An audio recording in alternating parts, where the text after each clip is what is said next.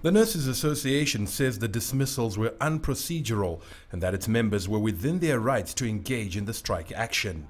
We have given, according to the Constitution, we've got our rights. We've given 14 days notice, and we know we are allowed to give that 14 days notice, and they acknowledged receiving that. They never called us for a meeting since we have given them the 14 days.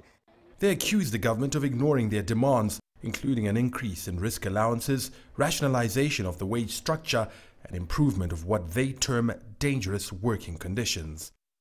As such, they insist they are still employed until they receive letters from the Health Services Board stating otherwise. Meanwhile, patient care is compromised.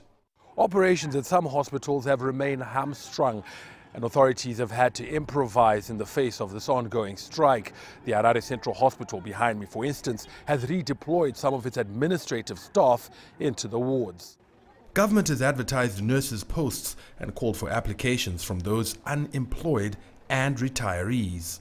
That one is it's not workable, and also these are the retired nurses. They have already retired. You know, disease patterns. You cannot expect somebody who retired 10 years ago to come back into the system, or who retired 5 years ago to come back into the system and say, can you treat these patients? That will be risking our citizens.